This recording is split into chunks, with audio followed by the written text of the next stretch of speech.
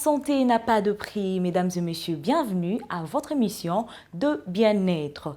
Une émission dans laquelle nous allons vous informer, vous aider sur des événements qui peuvent vous arriver quotidiennement pour ne plus être ignorants et dans laquelle toutes vos préoccupations sur la santé seront le bienvenu.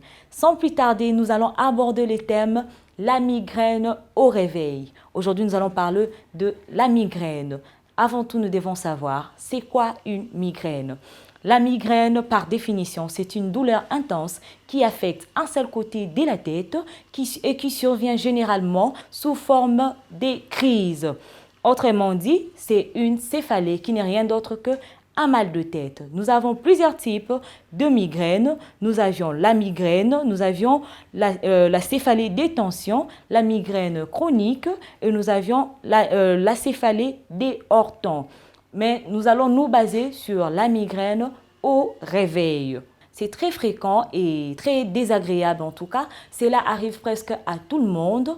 Personne ne peut dire que je n'ai jamais souffert ou je ne souffre pratiquement pas de la migraine. C'est faux, c'est juste que tu ne sais pas si c'était ça la migraine. Comme nous le disons en lingala, certains l'interprètent comme nazo kamutu kilo ou bien mutu ezobetanga côté moko. Voilà, c'est tout simplement ça la migraine.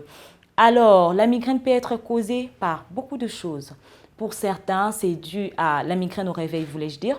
Pour certains, c'est dû à un manque de sommeil ou insuffisance de repos. Pour ceux qui travaillent trop, n'ont pas suffisamment de temps pour dormir et ils disent que la nuit, c'est fait pour travailler. C'est bien bon pour votre activité, mais c'est nuisible pour votre santé. Faites un effort de respecter au moins les heures de sommeil. Cela est très important.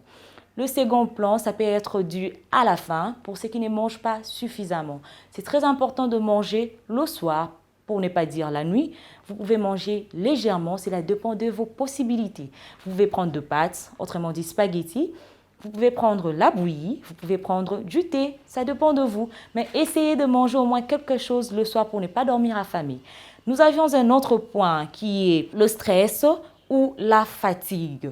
Pour ceux-là qui travaillent également trop, c'est un point très important parce que vous devez trouver un temps pour vous détendre afin d'éviter de tomber dans le stress, un temps pour vous amuser, pour éviter la fatigue.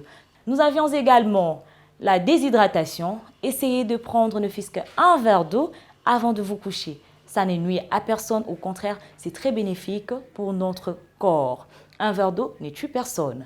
Alors, si vous ne voulez pas respectez tous ces critères, vous tomberez dans ce qu'on appelle la dépendance de médicaments. Vous serez obligé d'être soumis sous de prescription des antalgiques ou des analgésiques qui n'est rien d'autre que des médicaments qui préviennent ou apaisent la sensation de douleur. Mais vous serez obligé de dépendre de ça quotidiennement. Pour éviter d'être sous une prescription médicamenteuse, prenez soin et prenez en compte de ce que je viens de citer tout haut.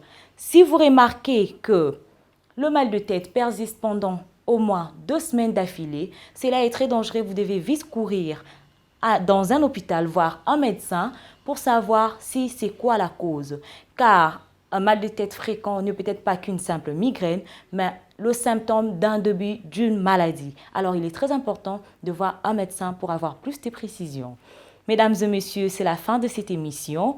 Merci de nous avoir suivis et je crois que cela vous a été bénéfique et nous nous retrouvions à la prochaine sur un prochain numéro.